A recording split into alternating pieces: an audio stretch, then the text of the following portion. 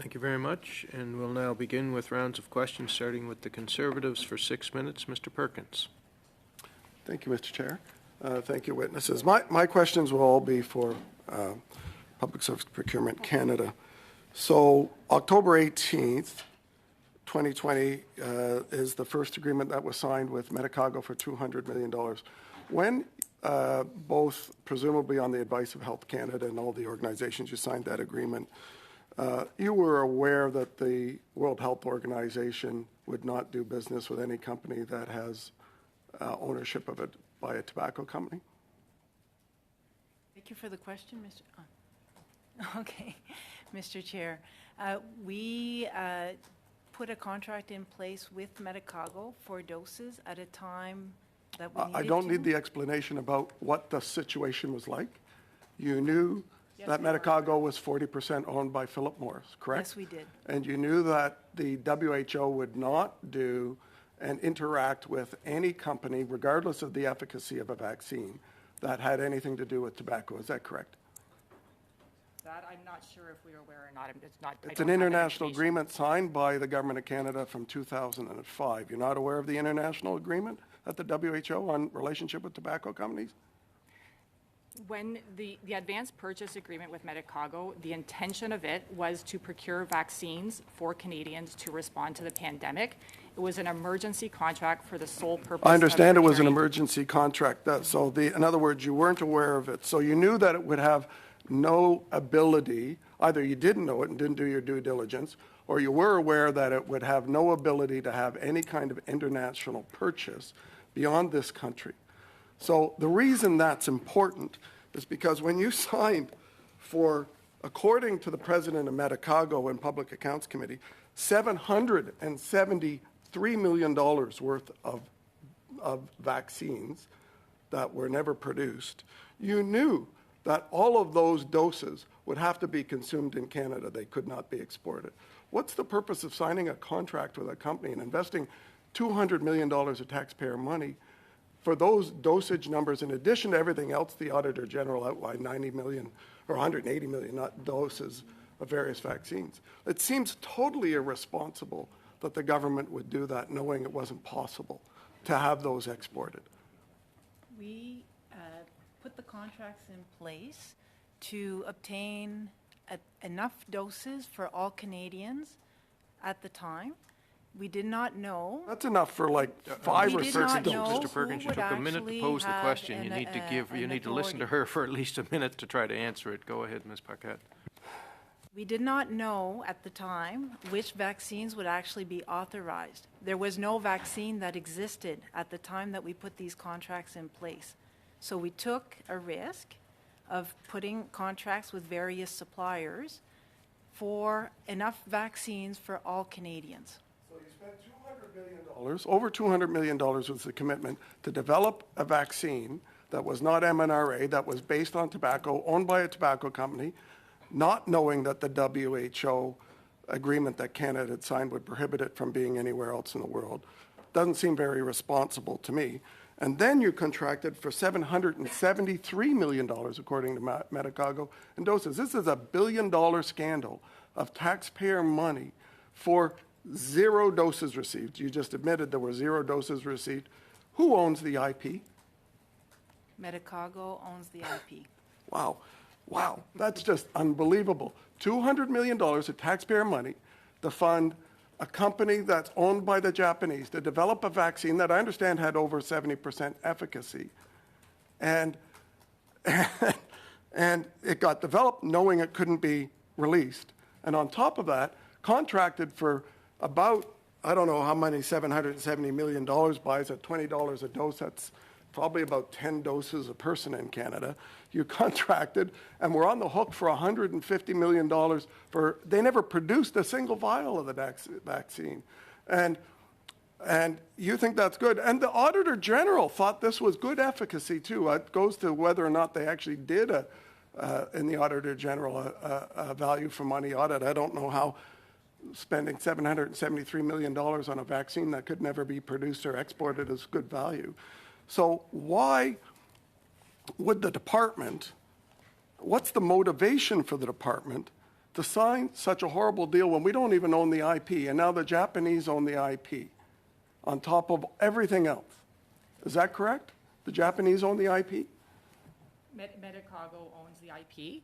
It's a Japanese-based company. It is owned by Mitsubishi. Do you know how much they paid for Medicago, the remaining 40% Philip Morris in December No. last year, almost a year ago? Do not have the information.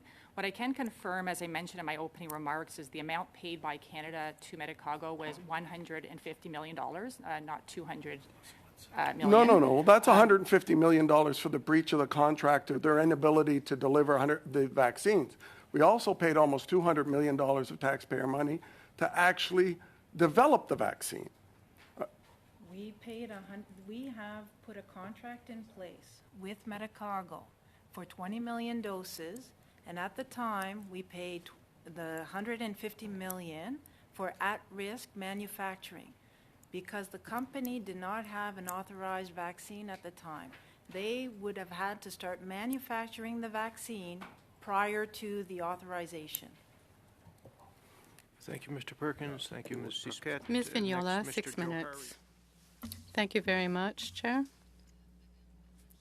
Ms. Andrachuk, in your opening statement, you stated that Medicago had respected all the conditions of the advance purchase agreement signed with the Government of Canada. Could you tell us something about those conditions? No, I cannot. If this has to do with the confidentiality clauses, so unfortunately I can't answer. All right, so we won't discuss the conditions, but if they were fulfilled, I would like to know why the $150 million was placed in the loss of public funds attributable to an accident, an illegal behavior, or an offense. The anticipated payments is correctly entered in the financial statements of the government as a loss, and this loss was registered as such, given that the agreement between the government and Medicago was terminated without any dose being delivered. So you call this an accident? It's certainly not an offense or an illegal behavior. Yes, indeed, accident. Thank you.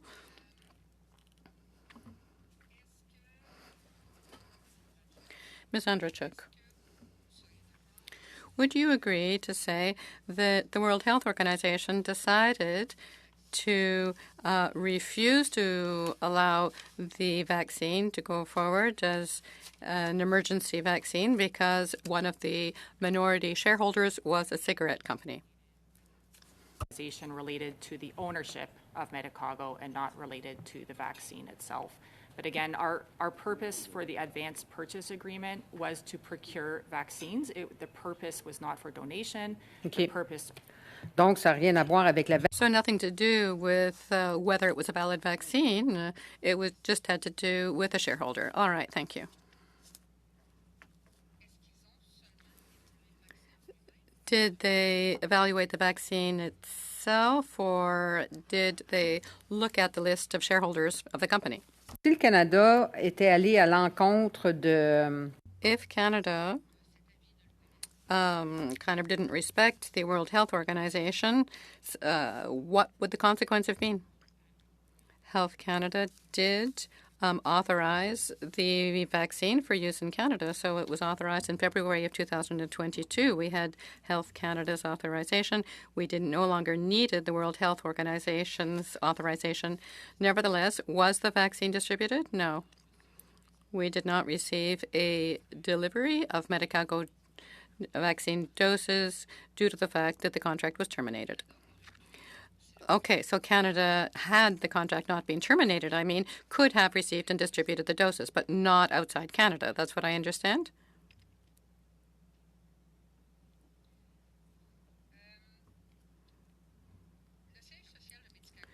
Medicago's headquarters was purchased by Aramis Biotechnology recently. My question is as follows.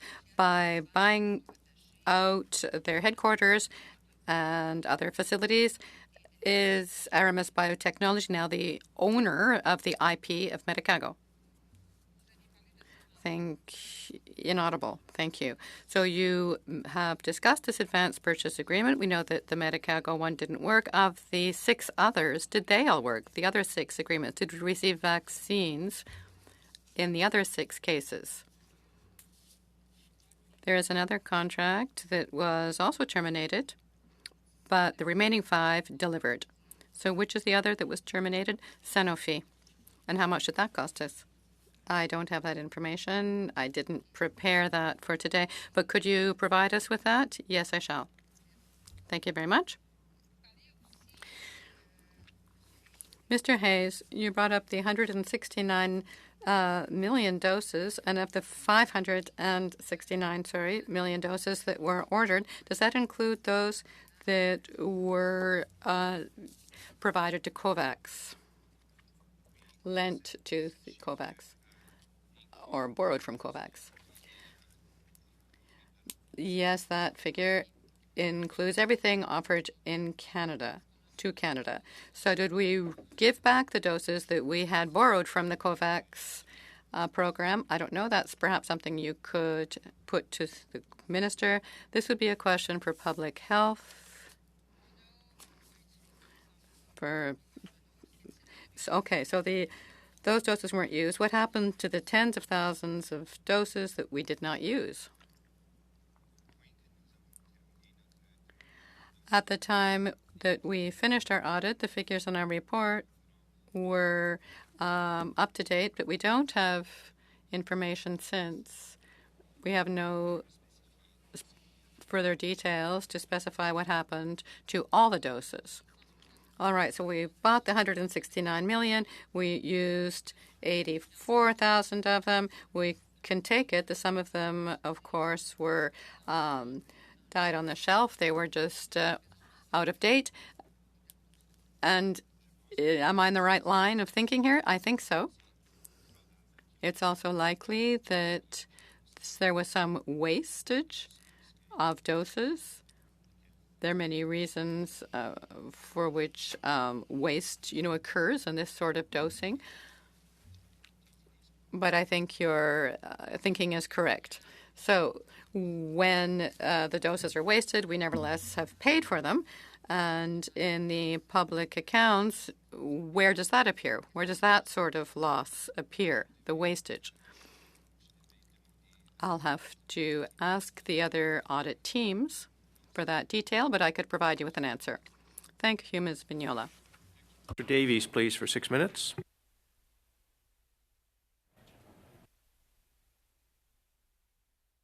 Thank you. To Public Works, on what date did the Government of Canada decide to release Medicago of its obligations? Contract was terminated in June 2023. Thank you. And can you explain why the Government of Canada decided or consented to terminate the contract and release Medicago of its obligations? The contract was terminated by mutual consent, meaning that both parties were interested and agreeable to the termination. Medicago... No, I'm asking why the Government of Canada did. I understand it's mutual. Yep. I want to hear why the Government of Canada did. The Government of Canada, as part of its overall supply management and seeking to reduce logistics costs and right-size inventories, was interested in either reducing or eliminating deliveries of Medicago doses. And this occurred at the same time that Medicago was experiencing some challenges in achieving commercial scale production. And was it because Medicago had been determined by the WHO that it would not be allowed to market its vaccines because of its connection to the tobacco industry? Did that figure into the Government of Canada's thinking? The reason had to do with supply management, looking at the number of doses. Okay. Now, the government initially refused to provide any details on this loss, stating that this information could not be divulged because of confidentiality agreements with the contractor. I think you've referred to that a few times today. Now, subclause 22.3H of the Government of Canada's contract with Medicago, which was disclosed to this committee in June of 2021, says the following, quote, Canada will be permitted to disclose confidential information of the contractor for the purposes of government administration and operation and in the exercise of Crown privileges. For greater clarity, this includes reporting to the Parliament of Canada, end quote. Can you outline why the Government of Canada did not believe that this provision would permit it to disclose the loss of $150 million to Parliament when it so explicitly says so? We make all efforts to respect the confidentiality clauses in the contracts. The suppliers of all 7 advance purchase agreements have indicated how important this is for their business. And so I think whether that clause could allow us to release additional information or not would need to be further studied. But at Isn't transparency and accountability to Parliament and the taxpayers who pay this money, is that not important? So the Government of Canada has made all efforts to be transparent with these contracts. We provided fully unredacted copies of all 7 advance purchase agreements to the Parliamentary Standing Committee on Public Accounts. Furthermore, unredacted copies of the contracts were provided to the Auditor General and subject to a report. And officials... Well, with respect, I know we forced the government to do that at Health Committee as well when they were fighting us tooth and nail to not provide those contracts. But I'll move on.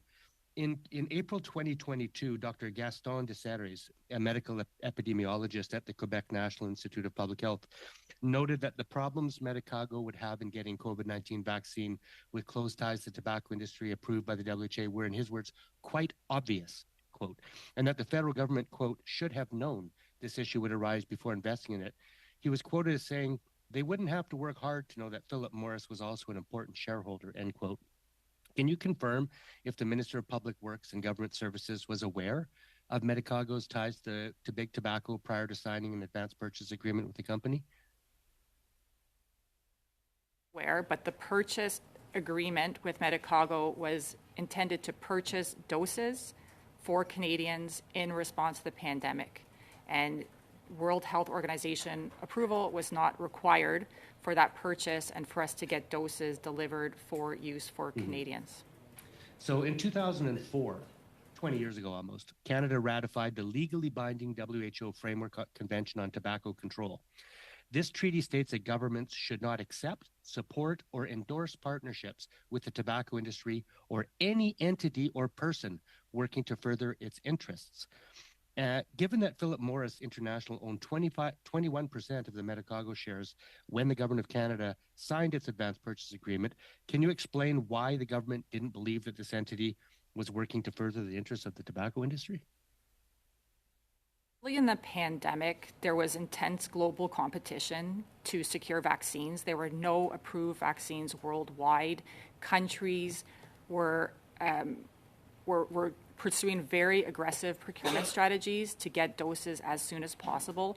Because Canada didn't have a strong domestic capacity, we didn't have a strong footing to procure vaccines. And our goal, the goal of the government, was to procure vaccines as early as possible to get them in the arms of Canadians. I respect that, and that makes a lot of sense. But the issue here is Canada was also signatory to a legally binding treaty that said it would not sign a contract with a company with significant ties to the tobacco industry. That's the nub of the question here, and that's why we lost $150 million, because ultimately the WHO would not permit the Medicago vaccine to be sold commercially. And that's why the taxpayers lost $150 million. What am I missing with that take on this? The Government of Canada put a contract in place with Medicago to obtain vaccines for Canadians. Had we received Health Canada approval, well, they did receive Health Canada approval. Had we had the vaccine, we would have been able to vaccinate Canadians. So why didn't we proceed in that respect then? Thank you, Mr. Davies. That's your time. Monsieur Deltel est la prochaine pour... Mr. Deltel is up next. You have 5 minutes. Thank you, Chair, and welcome to our witnesses. Chair, I'm a guy from Quebec. I was a journalist, and I know Medicago very well. I actually covered Medicago as a journalist, and I think this is a very troubling matter. We need to keep in mind that this story has been contaminated by a virus, not a medical virus, but a property virus. In 2005, Canada and 125 other countries around the world signed the OMS Framework Convention on Tobacco Control. And I quote, that this policy not be, or no policy, be influenced by the tobacco industry. So it's clear, as soon as the tobacco industry asks for funding, the World Health Organization says no. So in 2008, Philip Morris became a shareholder, 21%, of Medicago. In March 2020, in the middle of the pandemic, of course, we all were looking for solutions. The government on the 23rd of March announced that it would help companies carry out research. And I quote, funding will allow Medicago to quickly go forward to medical trials to then scale up production in response to the pandemic. Ladies, at that time, did you know that Medicago had, as a shareholder, a tobacco industry so would never be recognized by the World Health Organization?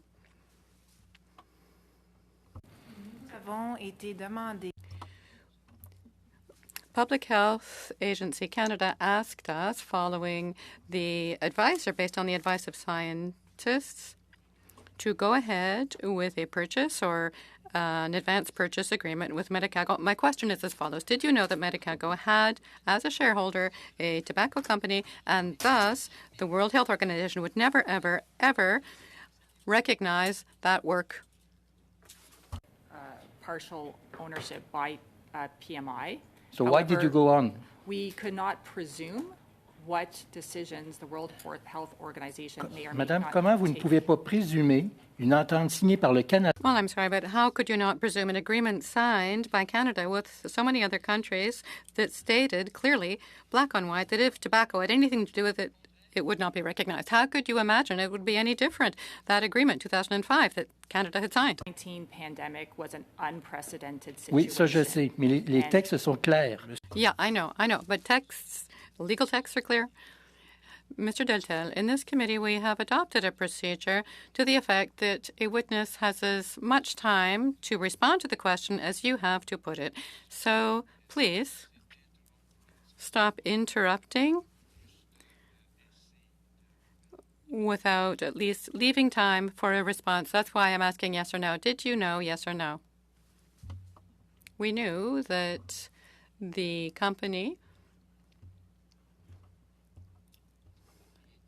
was in part owned by a tobacco company.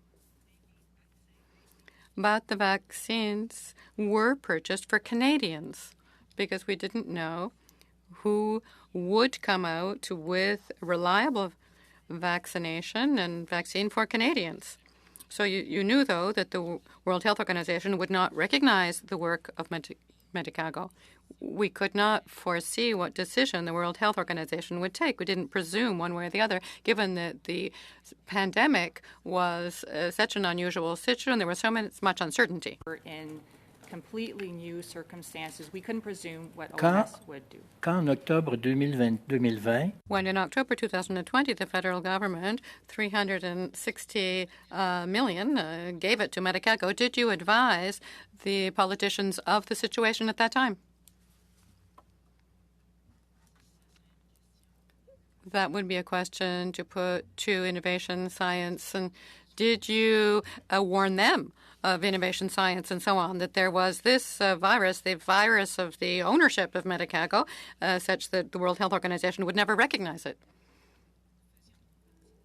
We were not contributing to that decision-making at the time.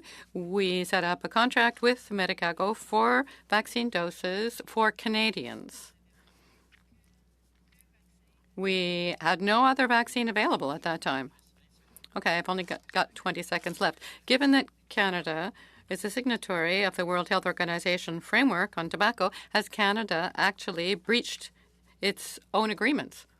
And I'm not able to answer that today here because Canada did sign the Framework Convention on Tobacco, and it's quite clear no one can fund any research for the tobacco company when the tobacco company is involved, and that's exactly the case of Medicago, and that's why the problem is as it is still today.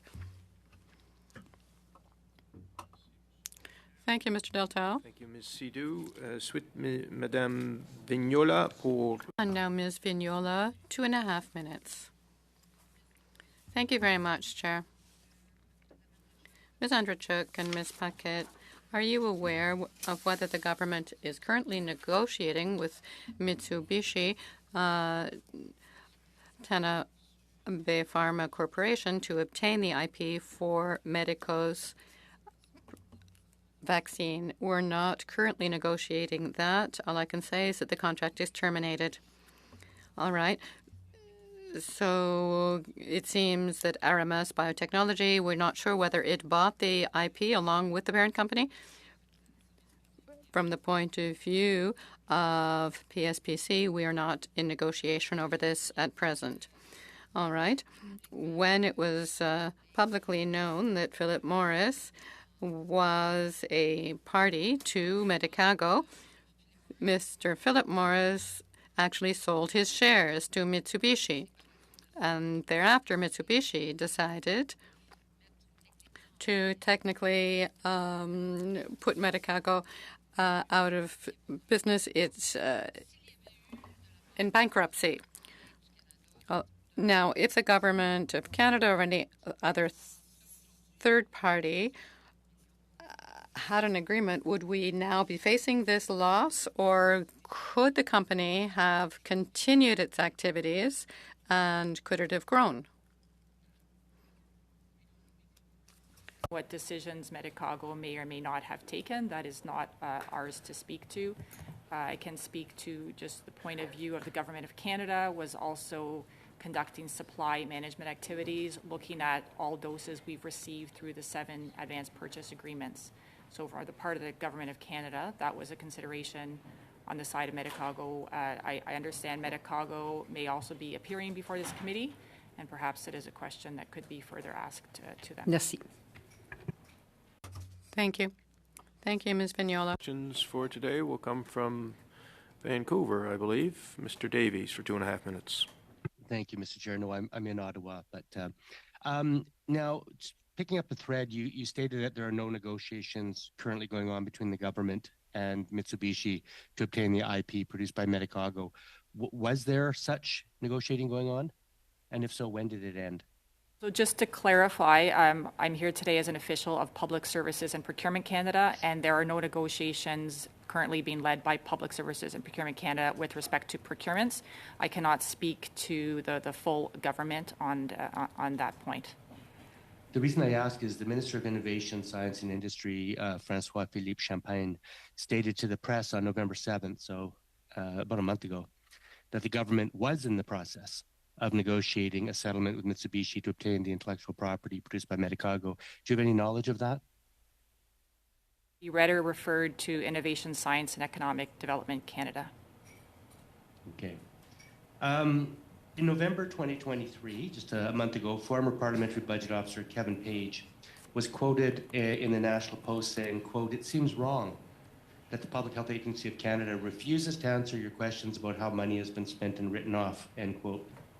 Similarly, current Parliamentary Budget Officer Yves Giroux commented that the government's initial refusal to disclose details about the $150 million loss due to the unfulfilled contract with the vendor was, quote, "highly unusual," end quote. Do you agree with that assessment? So the Government of Canada is very careful to respect confidentiality agreements included in the contracts, and the government has provided fully unredacted copies to the Standing Committee on Public Accounts as well as to the Auditor General to be inspected, and officials from Public Services and Procurement Canada appeared. Well, if that's the case, you interchangeably say you can't do it because of confidentiality, but then you contradict yourself by saying, well, we gave the full unredacted contracts, and you're here today talking about the contract. Those were all provided with appropriate confidentiality agreements in place with those who were reviewing those agreements. So the information they received was maintained confidential. There was also a redacted copy of the 7 advance purchase agreements provided to this committee earlier.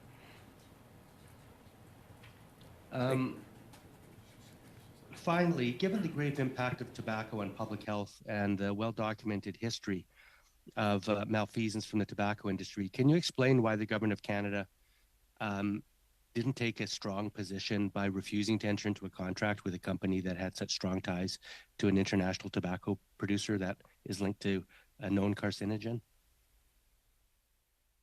the priority, the main goal of the Government of Canada was to secure safe and effective vaccines for Canadians as early as possible. And the procurement strategy taken was all with that goal in mind. And that is why there was a diverse portfolio of 7 different vaccines pursued in order to get best chances. Given there was a lot of risk at the time, we didn't know which vaccines, if any, would get Health Canada approval, and even if they did, when they would be available. Thank you, Mr. Davies, Thank you. and thank you to all of our witnesses. That concludes the round of questions.